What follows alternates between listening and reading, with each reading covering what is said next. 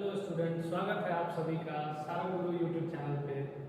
मैं गौरव सिन्हा, आपका chemistry teacher, और आज मेरा केमिस्ट्री का सेकंड लेक्चर है, जो कि पिछले लेक्चर में हमने बात किया था कि सॉलिड किसको बोलते हैं, यानी कि ठोस किसको बोलते हैं, और ठोस के कई फीचर्स को हमने जाने थे। आज हम लोग जो कि ये सिलेबस का एक तरह से समझिए कि पहला टॉपिक स्टार्ट होने जा रहा है कि हम लोग सॉलिड स्टेट तो समझ चुके हैं। सॉलिड स्टेट के आगे सॉलिड स्टेट के टाइप्स क्या क्या है, तो आज हम लोग ये पढ़ने जा रहे हैं कि सॉलिड का क्या क्या टाइप है, ठीक है, यानी कि ठोस के क्या क्या प्रकार होंगे। तो जैसा कि आपको बता दें कि जो ठोस के या किसी भी चीज को अगर हम बांटते हैं, उसके टाइप्स में अगर हम डिवाइड करते हैं, तो कोई ना कोई बेस जरूर होता है। तो इसका बेस क्या है, किसके बेस पे हम लोग सॉलिड को क्लासिफाई कर रहे हैं, बांट रहे हैं। तो इसके आगे हम लोग देखेंगे कि हम लोग इसको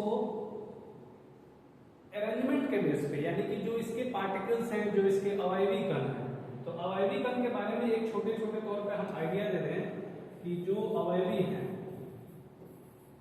अवयवी कण जिसको हम लोग कॉन्स्टिट्यूएंट पार्टिकल्स बोलते हैं,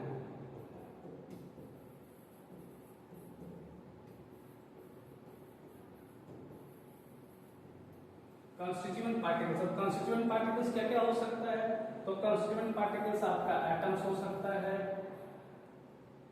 यानी परमाणु हो सकता है, आपका मॉलिक्यूल्स हो सकता है, अणु हो सकता है, आयंस हो सकते हैं, ठीक, एटम्स होगा, मॉलिक्यूल्स होगा या आयंस हो सकता है। तो उनके बेसिक अरेंजमेंट के बेस पे, यानी कि उनके व्यवस्था के बेस पे कि कैसे उनको अरेंज किया है नेचर में खुद, उसके बेस पे हम लोग सॉलिड को क्लासिफाई करते हैं। उसके अकॉर्डिंग जो सॉलिड होता है वो दो टाइप का होता है। पहला जो है वो क्रिस्टलाइन सॉलिड, यानी हिंदी में उसको क्रिस्टलीय ठोस बोलते हैं, और एमॉर्फस सॉलिड यानी अक्रिस्टलीय ठोस हम लोग इसको बोलते हैं। तो आप देख सकते हैं कि अरेंजमेंट के बेस पे ये क्लासिफिकेशन किया गया है। अब हम लोग देखेंगे कि अब अरेंजमेंट का मतलब क्या है कि व्यवस्था हम लोग कैसे कर रहे हैं। कॉन्स्टिट्यूएंट पार्टिकल्स यानी उनके अवयवी कणों की व्यवस्था के आधार पर हम लोग कैसे उनको कैटेगराइज करेंगे। तो अरेंजमेंट जो होगा या तो रेगुलर हो सकता है, एक रेगुलर पैटर्न में हो सकता है, या इरेगुलर पैटर्न में हो सकता है, ठीक है। अब हम लोग देखेंगे कि रेगुलर पैटर्न किसको बोलते हैं। तो रेगुलर पैटर्न का मतलब आप यहाँ देखेंगे कि पार्टिकल्स जो है एकदम इनके बीच में एक पार्टिकुलर पोजीशन होगा। आप देख सकते हैं इनके बीच में क्या है, एकदम ऐसा पार्टिकुलर पोजीशन है। पार्टिकल्स एक जगह जहां है वहीं एकदम फिक्स पोजीशन है कि उतना ही डिस्टेंस पे अगला भी पार्टिकल्स होगा, उतने ही एंगल पर होगा, इसके बीच में एंगल वगैरह सब कुछ सेम होगा। अगर पार्टिकल्स इस तरह के अरेंज किए जाएंगे तो एक प्रॉपर तरीके का शेप क्रिएट किया जाएगा। हो सकता है कि हेक्सागोनल शेप हो सकता है कि ऑक्टागोनल शेप हो सकता है कि रेक्टेंगुलर हो सकता है कि स्क्वायर हो सकता है क्यूबिकल हो। क्योंकि हम लोग 3 डायमेंशनल ही बात करेंगे, 2 डायमेंशन की यहाँ बात नहीं की जाएगी, क्योंकि पार्टिकल्स का जो अरेंजमेंट होगा वो 3 डायमेंशनल ही होगा। अब 3 डायमेंशन और 2 डायमेंशन की अगर हम बात करें तो जिसको हम लोग 2D लिखते हैं और 3D लिखते हैं। तो along 2 एक्सेस, ये कोई 2 एक्सेस पर होगा, और ये जो होगा along 3 एक्सेस। तो कोई भी इमेज जिसमें गहराई नहीं होगा, जो लंबाई और चौड़ाई पे हम लोग डिस्कस करेंगे, वो इस टाइप का जो इमेज होगा वो 2D होगा। और ऐसा इमेज ये देख लीजिए, इसमें x, y और z तीनों एक्सेस होंगे, तो ये इमेज क्या होगा, ये 3D होगा। तो जब हम पार्टिकल्स के अरेंजमेंट की बात करेंगे तो ये 2D हम लोग बात नहीं करते हैं, पार्टिकल्स हम लोग 3 डायमेंशनल बात करते हैं, यानी कि त्रिविमीय हम लोग पार्टिकल्स की संरचना के बारे में बात करते हैं। लेकिन चूंकि हम लोग इसको बोर्ड पे रिप्रेजेंट करते हैं या स्मार्ट क्लास हम लोग रिप्रेजेंट कर रहे हैं, तो हम कोशिश करेंगे कि इसको 3D पढ़ा जाए। फिर भी हम लोग मोटे मोटे तौर पे ये देखते हैं कि जिसमें पार्टिकल्स का अरेंजमेंट जो है वो एकदम रेगुलर पैटर्न में होगा, पैटर्न कहीं चेंज नहीं होगा, तो ये हो गया रेगुलर अरेंजमेंट। तो रेगुलर अरेंजमेंट के बेस पे हम लोग किसको क्लासिफाई कर रहे हैं वो भी आगे हम लोग देखेंगे, इरेगुलर में किसको क्लासिफाई कर रहे हैं वो भी हम लोग आगे देखेंगे। अब ये हो गया इरेगुलर पैटर्न। इसमें आप देखेंगे कि पार्टिकल्स कहीं फिक्स नहीं है, इसका डिस्टेंस, इसका डिस्टेंस, इसका डिस्टेंस, इसका पोजीशन, इसका पोजीशन, इस पार्टिकल्स का पोजीशन, इस पार्टिकल्स का पोजीशन, आप देखते हैं यहाँ यहाँ यहाँ, कोई पोजीशन जो है वो फिक्स नहीं है। तो पोजीशन फिक्स नहीं है तो देख लीजिए इनके बीच में जो डिस्टेंस है पार्टिकल्स के बीच में वो भी क्या है, फिक्स डिस्टेंस नहीं है। तो फिक्स डिस्टेंस नहीं होने के कारण क्या है, कोई एक रेगुलर शेप नहीं है, ठीक है। तो हम लोग इसको बोलते हैं कि ये short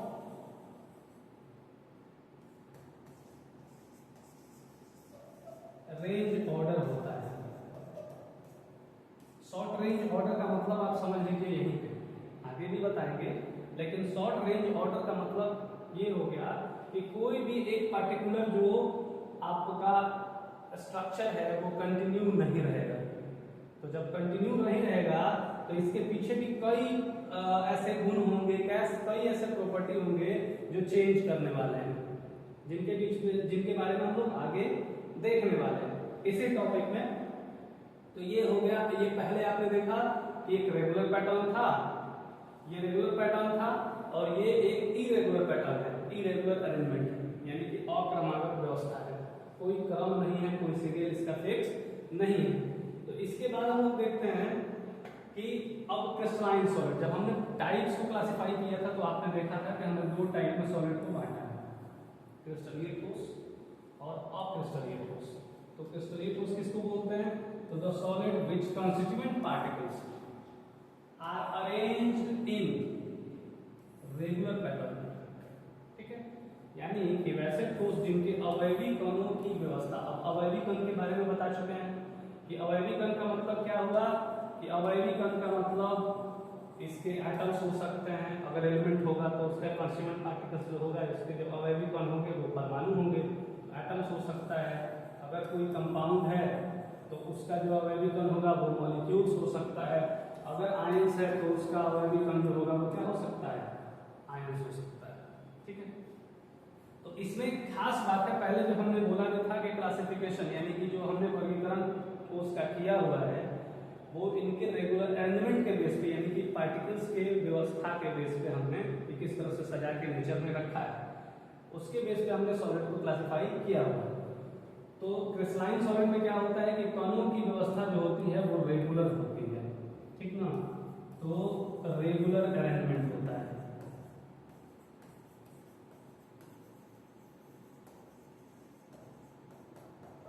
regular arrangement of particles होता है, ये ध्यान रखना, ठीक है। और जो अक्रिस्टलीय ठोस होता है, यानी अभी हम लोग इसके फीचर के बारे में देख लें कि इसका कैरेक्टरिस्टिक्स क्या है। तो इससे ये भी चीज क्लियर होता है कि जो क्रिस्टलीय ठोस है वो क्रमागत व्यवस्था में होता है, उसके अवयवी कणों की व्यवस्था। तो अक्रिस्टलीय में क्या होता होगा, तो अक्रमागत होता होगा। तो क्रमागत अगर व्यवस्था है तो किन किन गुणों को, किन किन फीचर्स को ये फॉलो कर रहा है, इसका क्या क्या कैरेक्टरिस्टिक्स हो सकता है, यानी विशेषता क्या है। तो कैरेक्टरिस्टिक्स को हम लोग हिंदी में बोलते हैं विशेषता। क्या क्या इसका विशेषता हो सकता है, तो ये regular arrangement of constituent particles है। पहला जो इसका प्रॉपर्टी है कि ये regular arrangement of constituent particles होता है, यानी अवयवी कणों की क्रमागत व्यवस्था होती है, क्लियर। इसके बाद अब अगला पॉइंट जो इसका मेन जो फीचर, ये सब मेन फीचर्स है, यानी कि मेन कैरेक्टरिस्टिक्स, इसकी विशेषता, यानी क्रिस्टलीय ठोस की ये विशेषता है जो आपको अक्रिस्टलीय में कुछ अलग देखने को मिलेगा। तो हैव शार्प मेल्टिंग पॉइंट। अब शार्प मेल्टिंग पॉइंट का मतलब क्या होगा, तो शार्प मेल्टिंग पॉइंट का मतलब नियत करना। जैसे अब इस पॉइंट को समझेंगे कि अगर आइस का मेल्टिंग पॉइंट जो है वो 0 डिग्री सेल्सियस अगर है, तो वही अगर हम इसमें रबर ले लें या ग्लास ले लेते हैं, तो इसका हर एक पॉइंट टू पॉइंट क्या करेगा, वैरी करेगा।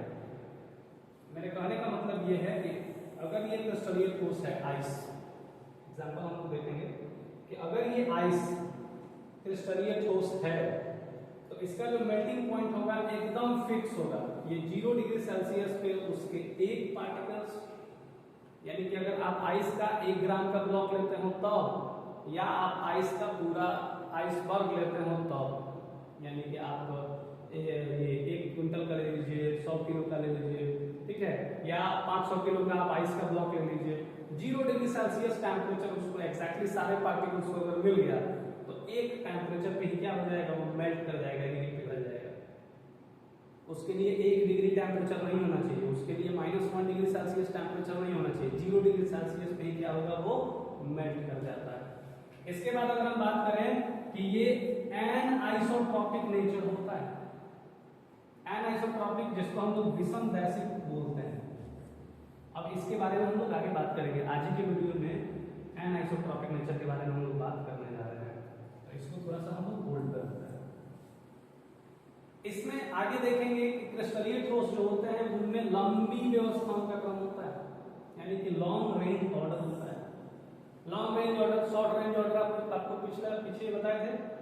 तो लॉन्ग रेंज ऑर्डर का मतलब क्या हुआ कि लॉन्ग रेंज ऑर्डर यानी कि एक टाइप का जो स्ट्रक्चर है, एक ही टाइप का स्ट्रक्चर वही आपको मिलता चला जाएगा, बहुत लंबे सीरीज तक एक ही टाइप का सेम स्ट्रक्चर मिलेगा, क्योंकि पार्टिकल्स का एलिमेंट सेम है, तो उनके बीच में जो स्ट्रक्चर होगा, उनका जो ऑर्डर होगा वो क्या होगा, सेम होगा। तो क्रिस्टलीय ठोस जो होते हैं वो लॉन्ग रेंज ऑर्डर में पाया जाता है। इसके बाद हम लोग देखेंगे कि क्रिस्टलीय ठोस को अगर आप किसी शार्प टूल से काट रहे हैं, शार्प टूल का मतलब ये हो गया कि तेज धार वाले हथियार से, तो उसका जो सरफेस कटेगा ना वो एकदम स्मूथ कटेगा। अब स्मूथ का मतलब भी समझ लीजिए, स्मूथ का मतलब ये हुआ कि जैसे आप ग्लास को काट रहे हैं, शीशा को काट दिए, और शीशा को जब छुएंगे तो आपको चिकना तो लगेगा, लेकिन आपको कुछ नहीं करना है, बस एक बार उसके पोल पर रख के हाथ ऐसे खींच लीजिए, आपको पता चल जाएगा कि वो कितना चिकना है, पूरा हाथ जो है आपका खून से भर जाएगा। इसका क्या मतलब है कि उसका सरफेस स्मूथ नहीं है। स्मूथ का मतलब क्या होगा कि जब हम उसको काटेंगे तो एकदम स्मूथली, हमको कोई परेशानी नहीं होगा। आप आयरन के ब्लॉक को ले लीजिए, किसी भी मेटल को आप काटिएगा तेज धार वाले हथियार से, तो एकदम उसका जो सतह कटेगा वो एकदम चिकना होगा, उसमें कोई खुरदुरापन नहीं आपको देखने को मिलेगा। ये मेन मतलब एक तरह से हम मेन प्रॉपर्टी बोल सकते हैं कि क्रिस्टलीय ठोस का ये मेन प्रॉपर्टी, मेन गुण इसका होता है। इसको चूंकि इनमें सारे सॉलिड्स के विशेष गुण पाए जाते हैं और सब फिक्स होता है, तो इसलिए हम इसको बोलते हैं कि ये ट्रू सॉलिड होता है, यानी कि सच्चा और पूर्ण ठोस को बोलते हैं, कंप्लीट सॉलिड्स को बोलते हैं। एग्जांपल, अगर एग्जांपल की हम बात करें तो एग्जांपल हम देखेंगे कि आयरन ब्लॉक्स हो गए, क्वार्ट्ज जिससे आपका घड़ी बनता है, ice, copper, iron, silver, sodium chloride, silver chloride, hydrochloric acid अगर आइस के फॉर्म में होगा तब, ये सॉलिड के फॉर्म में होगा तो डायमंड है, ग्रेफाइट है, ये सारे एग्जांपल हो जाएंगे इसके क्रिस्टलीय ठोस के। ठीक है, आगे हम लोग देखते हैं अब एमॉर्फस सॉलिड। एमॉर्फस यानी कि अक्रिस्टलीय ठोस। अक्रिस्टलीय ठोस में हम लोग देखेंगे कि इनके अवयवी कणों की जो व्यवस्था है वो होती है इरेगुलर होता है अवयवी कणों की व्यवस्था। तो इनके अवयवी कणों की अक्रमागत व्यवस्था होती है। ठीक है, इसी को हम लोग क्या बोलते हैं, एमॉर्फस सॉलिड बोलते हैं। एमॉर्फस में आप देख लीजिए कि पार्टिकल्स का अरेंजमेंट जो है कोई ऑर्डर में नहीं है, कहीं आप रेड देख रहे होंगे पार्टिकल्स का, कहीं व्हाइट देख रहे हैं, कोई एक रेगुलर पैटर्न नहीं है कि व्हाइट कहाँ होगा रेड कहाँ होगा। ठीक है, तो इरेगुलर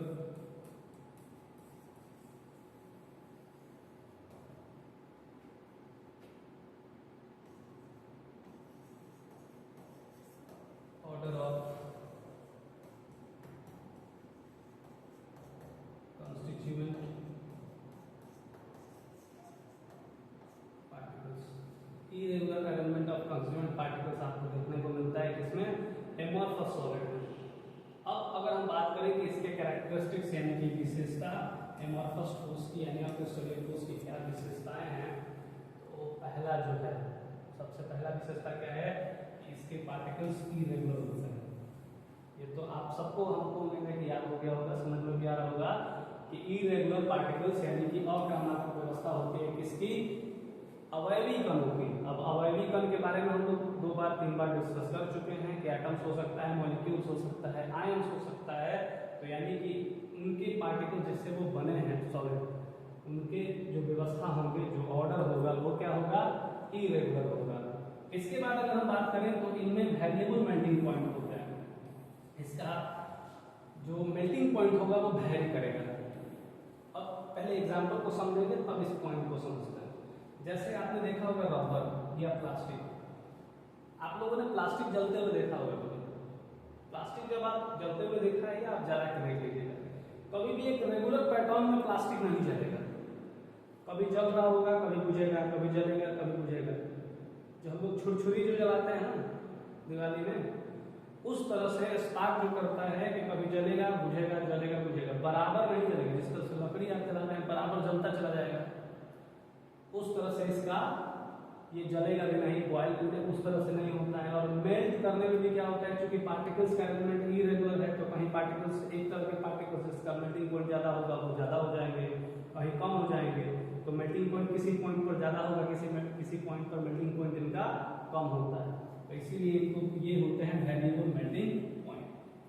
आइसोट्रोपिक नेचर यानी कि समदैशिक गुण, जिसके बारे में हम लोग आगे तुरंत पढ़ने जा रहे हैं, तो इसको भी हम लोग बोर्डिंग करते हैं। ये ध्यान रखना है कि एमॉर्फस जो होता है वो आइसोट्रोपिक नेचर का होता है, यानी कि समदैशिक होता है, ये समदैशिक होता है। और जो क्रिस्टलीय ठोस होते हैं वो विषमदैशिक होते हैं। ज्यादातर बच्चे क्या करते हैं गलती कि आइसो का मतलब समान, तो यहाँ समान दिख रहा है तो वो क्या करेंगे कि समझ लेंगे कि समान जो पार्टिकल्स का व्यवस्था है वो तो क्रिस्टलीय ठोस में होता है, इसलिए समदैशिक जो गुण होगा वो एमॉर्फस में होगा। लेकिन ऐसी बात नहीं है। इसमें क्या है कि समदैशिक जो गुण होता है वो एमॉर्फस में देखने को मिलता है, यानी क्रिस्टलीय अक्रिस्टलीय ठोस में, और जो विषमदैशिक गुण है वो देखने को मिलता है क्रिस्टलीय ठोस में। ठीक है। अब इनमें शॉर्ट रेंज ऑर्डर होता है। अब शॉर्ट रेंज ऑर्डर का मतलब क्या है कि एक ही जो व्यवस्था है, एक इस टाइप का स्ट्रक्चर आपको लंबे पैटर्न तक नहीं मिलेगा। क्यों नहीं मिलेगा? क्योंकि पार्टिकल्स का अरेंजमेंट भी एक जगह ठीक से नहीं है। तो जब पार्टिकल्स का अरेंजमेंट ही एक जगह ठीक से नहीं है तो कोई एक प्रॉपर आपको ऑर्डर देखने को नहीं मिलेगा। तो इसीलिए क्या होता है, शॉर्ट रेंज ऑर्डर यानी कि निम्न व्यवस्थाओं का क्रम पाया जाता है। निम्न मतलब क्या होता है, छोटा। ठीक है। इनके सरफेस को अगर हम तेज धार वाले हथियार से आप काटेंगे तो क्या होगा, खुरदुरा होगा। खुरदुरा का मतलब क्या हुआ, तो खुरदुरा का इन द सेंस होता है कि जब हम लोग काटेंगे और उसको टच करेंगे तो हमको कुछ अनकंफर्टेबल फील होगा। तो अनकंफर्टेबल फील होने का क्या मतलब है कि आप काट के देखिए, रबर को काटिए, रबर को तेज चाकू से आप काट के देखिए, तो अभी उसका सरफेस चिकना नहीं कटेगा, छू के देखिएगा खुरदुरा ही रहेगा, आपको फील होगा। ठीक, तो ये इसके प्रॉपर्टी होते हैं एमॉर्फस सॉलिड के, इसको सरफेस को काटने के बाद ये खुरदुरा करता है। तो चूंकि ये प्रॉपर्टी, ये सॉलिड जो हम लोग पढ़ रहे थे उनके कई प्रॉपर्टी को ये क्या कर रहा है, उससे वैरी कर रहा है, इसीलिए हम इसको बोलते हैं सूडो सॉलिड। सूडो मतलब आभासी ठोस बोलते हैं, यानी कि काल्पनिक ठोस भी बोलते हैं। एक फीचर आपको ये भी याद रखना है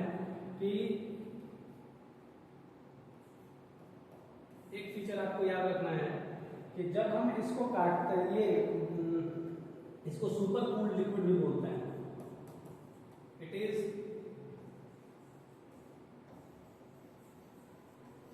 also called super cooled liquid, जिसको हम लोग शीतलक ठोस भी बोलते हैं।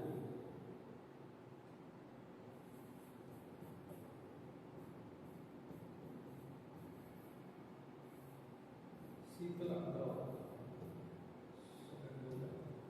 शीतलक द्रव मतलब क्या मतलब है इसका, तो आप ग्लास को देखिएगा, ग्लास जो है शीशा, शीशा को आप देखिएगा किसी के घर में लगा हुआ है और जब आप नया नया जब लगता है तो ऊपर आप टच करेंगे तो कोई झंझनाहट नहीं होगा, लेकिन 2 साल 4 साल 5 साल 10 साल के बाद क्या होगा कि ऊपर से ग्लास है, धीरे धीरे उस पर अगर सनलाइट पड़ रहा है तो सनलाइट पे ही क्या होगा कि वो धीरे धीरे ऑटोमेटिक मेल्ट होना स्टार्ट हो जाता है।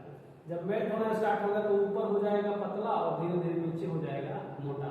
अब आप ऊपर थोड़ा सा भी हवा चलता है या ऊपर थोड़ा सा आप टच करेंगे ग्लास पे तो बीच में गैप हो जाएगा, जो फ्रेम में बना हुआ है उसके बीच में, तो वो क्या करेगा, झझ झझ झझ झझ करता है।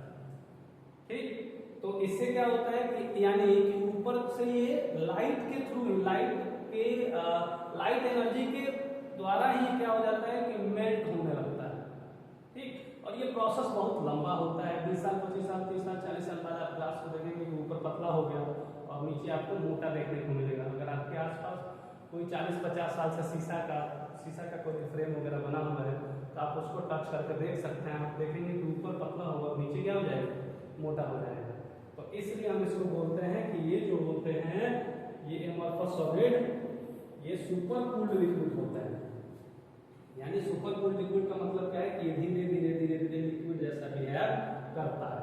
ठीक, इसके एग्जांपल रबर हो गए, प्लास्टिक हो गए, क्वार्ट्ज ग्लास हो गया और ग्लास हो गया। ये ध्यान रखना है कि quartz is the example of crystalline solid and the quartz glass is the example of amorphous solid. ये बच्चों में कंफ्यूजन रहता है कि क्वार्ट्ज अगर मिल गया तो हम लोग एमॉर्फस मार देते हैं, लेकिन नहीं, ये ध्यान रखना है कि क्वार्ट्ज ग्लास क्या हो गया कि जब हम इसको क्वार्ट्ज ग्लास को हीट करेंगे तो ये बन जाएगा, क्वार्ट्ज बन जाएगा।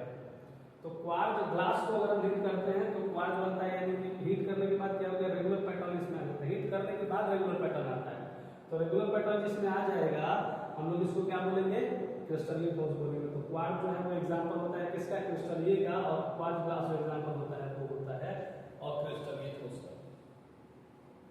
इसके बाद हम लोग आ जाएं कि आइसोट्रॉपिक नेचर होता क्या है। तो आइसोट्रॉपिक नेचर का मतलब ये हो गया कि हिंदी में इसको हम लोग बोले समदैशिक और विसमदैशिक।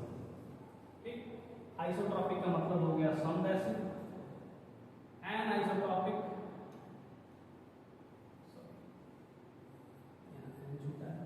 एनाइसोट्रॉपिक नेचर का मतलब हो गया विसमदैशिक। अब ये तो आपने देख लिया है कि जो समदैशिक नेचर होता है वो किस में होता है, एमॉर्फस में, और जो विसमदैशिक होता है वो क्या होता है, क्रिस्टलाइन सॉलिड में होता है। ठीक, लेकिन देखना तो पड़ेगा कि क्या है समदैशिक और विसमदैशिक। तो वैसे कुछ गुण जैसे इलेक्ट्रिकल प्रॉपर्टी हो गया, मैग्नेटिक प्रॉपर्टी यानी कि विद्युतीय गुण या चुंबकीय गुण, रिफ्रैक्टिव इंडेक्स, किसी अमाउंट का रेशियो, उसके पार्टिकल्स के बीच में गैप का रेशियो हो सकता है या नहीं, तो रिफ्रैक्टिव इंडेक्स हो गया। तो हम लोग ये देखते हैं कि वैसे कुछ प्रॉपर्टी जो चूंकि रेगुलर पैटर्न है, तो रेगुलर पैटर्न है तो क्या होगा, रेगुलर पैटर्न है तो हर एक डायरेक्शन आप देख ही रहे हैं, ये वाइट वाइट वाइट, इस डायरेक्शन में आ रहा है रेड रेड रेड रेड, यानी एक पैटर्न, एक लाइन अगर हम खींच रहे हैं तो क्या हो रहा है, केवल हमको व्हाइट मिल रहा है और रेड मिल रहा है। इस पैटर्न में भी खींच रहे हैं तो व्हाइट और रेड के बीच से लाइन क्रॉस कर रहा है। ठीक, क्यों, क्योंकि पैटर्न जो है यानी सजावट जो है कणों की वो रेगुलर है। अक्रमागत में क्या होगा, अक्रमागत में होता क्या है कि कोई रेगुलर पैटर्न नहीं है, आप किसी भी डायरेक्शन में जाएंगे कोई रेगुलर पैटर्न फॉलो नहीं होगा। इसमें आप देख लीजिए, अगर हम वैसे छोर से अगर स्टार्ट करें तो किसी खास कोण से तो पार्टिकल्स एक जैसे आपको देखने को मिलेंगे, लेकिन बीच में अगर हॉरिजॉन्टल और वर्टिकल हम करते हैं तो देख लीजिए white red white red white red, इस तरह से पार्टिकल्स का मिल रहा है, ये रेगुलर पैटर्न फॉलो नहीं कर रहा है, ये रेगुलर पैटर्न है, लेकिन इस डायरेक्शन में आपको अलग देखने को मिलेगा और इस डायरेक्शन में आपको अलग व्यवस्था देखने को मिलेगा। यानी कि हर एक डायरेक्शन में जो प्रॉपर्टी होगा, इलेक्ट्रिकल प्रॉपर्टी या मैग्नेटिक प्रॉपर्टी या रिफ्रैक्टिव इंडेक्स सेम नहीं होगा। क्यों नहीं होगा, क्योंकि पैटर्न रेगुलर है। ठीक, तो रेगुलर पैटर्न होने के कारण हर एक डायरेक्शन में सेम नहीं होता है, इसीलिए एनाइसोट्रॉपिक यानी कि विसमदैशिक होता है। आई होप समझ आ रहा होगा। फिर से एक बार हम लोग रिपीट करते हैं कि इनके रेगुलर पैटर्न होने के कारण हम देखेंगे, फिर से एक बार बताते हैं आपको। रेगुलर पैटर्न होने के कारण आप देखिए कि इस डायरेक्शन में जो आपको मिल रहा है, इस डायरेक्शन में जो आपको मिल रहा है, पूरा व्हाइट क्रॉस कर रहा है, पूरा रेड से लाइन क्रॉस कर रहा है। लेकिन अगर हम वर्टिकल यानी लंबवत अगर देखें और क्षैतिज देखें तो आप देखिएगा कि सेम आपको लाइन देखने को नहीं मिलेगा। ये दोनों में रेड व्हाइट आपको देखने को मिल रहा है, इधर भी रेड व्हाइट देखने को मिल रहा है। लेकिन अगर आप कॉर्नर से जाइएगा तो आप केवल एक साइड व्हाइट मिलेगा, एक साइड रेड मिलेगा। यानी हर एक डायरेक्शन में अगर हम कॉर्नर से इलेक्ट्रिक करंट को सप्लाई करें तो उसका इलेक्ट्रिक फील्ड जो होगा वो अलग हो सकता है, इलेक्ट्रिक कंडक्टिविटी अलग हो सकता है, यानी विद्युत चालकता अलग होगी, उसका चुंबकत्व अलग होगा, अलग अलग कोण पर अलग अलग देखने को, अलग अलग एलिमेंट में देखने को मिलेगा। लेकिन इसमें क्या होता है कि चूंकि एमॉर्फस है, कोई इसका रेगुलर व्यवस्था नहीं है, तो इसमें हम लोग देखते हैं कि शॉर्ट रेंज ऑर्डर होने के कारण और क्रमागत व्यवस्था होने के कारण जो इनका औसत कौन सा जो एवरेज जो गुण है, औसत गुण है, वो हर एक डायरेक्शन में लगभग सेम देखने को मिलता है।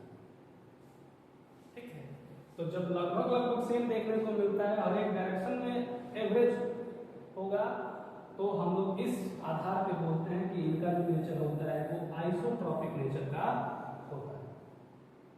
ठीक है, तो ये हमारा होगा आइसोट्रॉपिक जो नेचर यानी कि समदैशिक जो नेचर होता है वो होता है किसमें, एमॉर्फस सॉलिड में। और आइसोट्रॉपिक नेचर जो होता है वो होता है crystalline solid. Isotropic nature amorphous में, एनाइसोट्रॉपिक नेचर क्रिस्टलाइन में। ठीक है, तो अब हम लोग देखते हैं कि अब हम आज के क्लास में ये दो टॉपिक लेके आए थे कि टाइप्स ऑफ सॉलिड, और सॉलिड को हमने किसके आधार पे बांटा है। तो हमने देख लिया है कि हमने सॉलिड को बांटा है उनके पार्टिकल्स के अरेंजमेंट के बेस पे। सॉलिड जो होते हैं वो अरेंजमेंट के बेस पे दो टाइप के होते हैं, पहला क्रिस्टलीय ठोस यानी क्रिस्टलाइन सॉलिड, और दूसरा जो है वो एमॉर्फस सॉलिड और अक्रिस्टलीय ठोस। और इनके विशेषता के बारे में हमने पढ़ लिया, उनके कैरेक्टरिस्टिक्स के बारे में हमने पढ़ लिया, कौन कौन सी खास व्यवस्था होते हैं, उनके एग्जाम्पल्स को हमने देख लिया है। अब हम लोग नेक्स्ट वीडियो में यानी कि हमारा थर्ड लेक्चर जो होगा, हम लोग टाइप्स ऑफ क्रिस्टलाइन सॉलिड को पढ़ेंगे। तो अब आप देखिए एमॉर्फस सॉलिड हमारे सिलेबस में नहीं है, क्लास 12 में एमॉर्फस सॉलिड के बारे में हम लोग उसके क्लासिफिकेशन को नहीं जानते हैं। हमको क्या पढ़ना है, तो क्रिस्टलीय ठोस के प्रकार को पढ़ना है। तो यहाँ भी है बात, आप पढ़ के रहेंगे कि क्रिस्टलीय ठोस अगर हम लोग क्लासिफाई कर रहे हैं, इसको बांट रहे हैं, तो इसके पीछे भी कोई ना कोई क्या होगा, बेस यानी कि आधार जरूर होगा। तो पहले तो ये समझना जरूरी होगा कि हम किसके बेस पे क्रिस्टलाइन सॉलिड को बांट रहे हैं। ठीक है, आई होप आपको सब बात ये समझ में आ गया होगा। आपको अगर नहीं समझ में आए तो फिर से वीडियो को रिवाइंड कर लेंगे और रिवाइंड करके